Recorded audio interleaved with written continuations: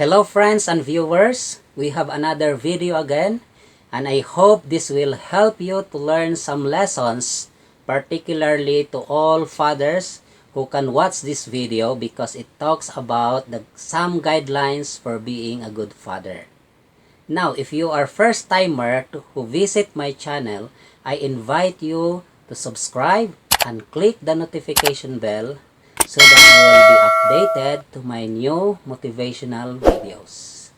Now, let's proceed to the guidelines for being a good father. Guideline number 1. A good father should have a loving affection to his family. This is a term of endearment, both masculine and tender. This is a picture of a father gently holding his little child. Now, I want you to ask this question, especially to all fathers. How often do you express this loving affection to your children? You know, it is easy for us to kiss a baby, even a small child. But as a child grows up, physical affection is often replaced with physical aloofness, which can have some disastrous results. Research shows that sexual promiscuity in a woman can often be traced to a lack of fatherly affection in her childhood and adolescence. So I encourage all fathers to demonstrate your love now before it's too late. Before your child starts looking for that love to someone else. Now, let's proceed to guideline number 2. A good father is a good provider. The Bible is very clear that a godly father accepts his responsibility as an honor, not horror. He is good provider for the physical needs of his family. He will sacrifice himself to make sure that there is food on the table. Guidelines number 3. A good father should have a quality time to his family. Responsible father knows how to manage his time for his job and his family. Always willing to invest time and effort in his family even he feels tired. Why? Because in today's world, fathers are so busy in their works, in their job or businesses to earn more money for their family to the extent that they have only minimal time to spend for their family because of their hectic schedule. There is a research done to 300 children to answer the questions on how much time with their father spent with them over a period of 2 weeks. The most critical impact of father's disappearance is upon the children.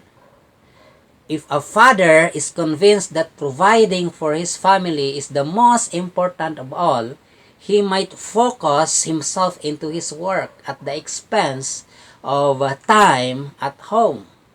Before long, his relationship with his children starts to fade away. And take note of this.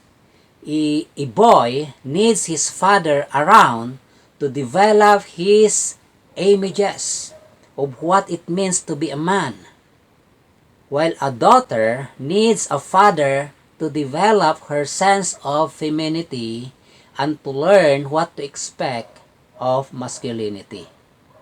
So it is necessary to allocate a quality time to be with your family because that is the thing what they needed most.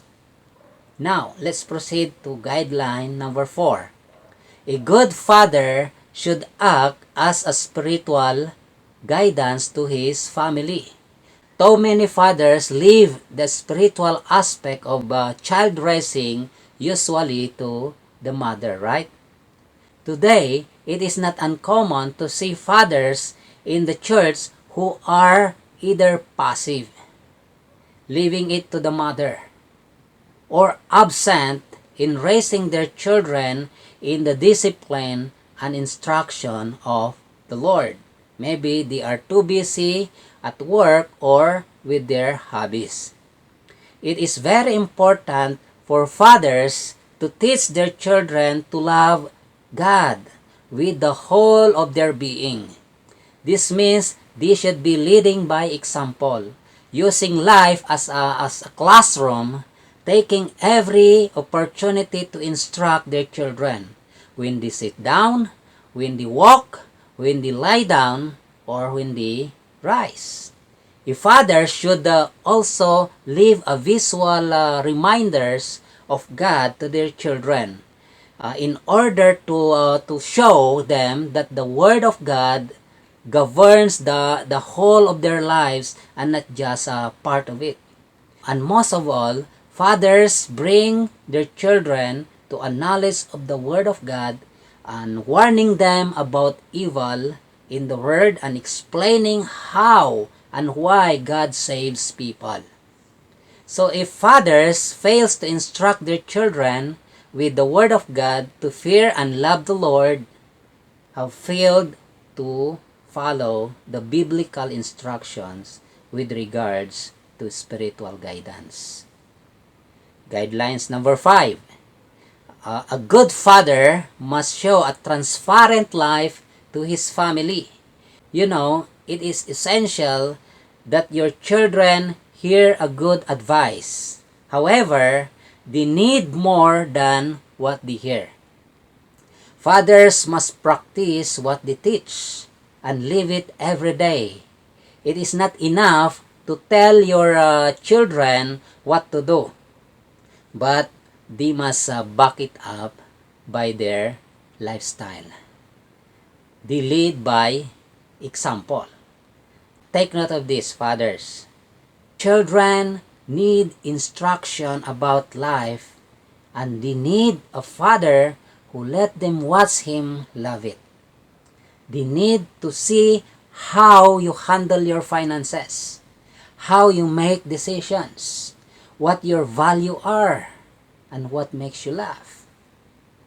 They need to hear you admit when you are wrong, see you stand up for your faith.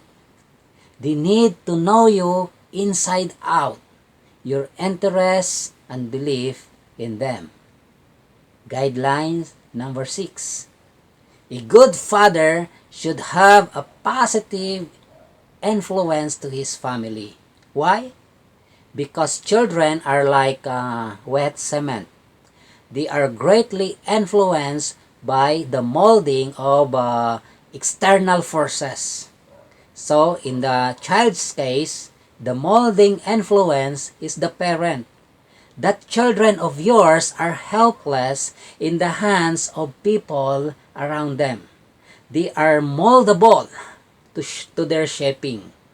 The people around them setting their mold, what will they become? They are like arrows from your bows, with their direction dependent on your guidance. They are receivers of your batons when you begin to retire.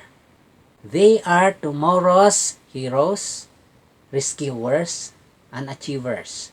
Or else, they are tomorrow's robbers, criminals, and idlers. Thank you very much for watching. See you for my next video. God bless.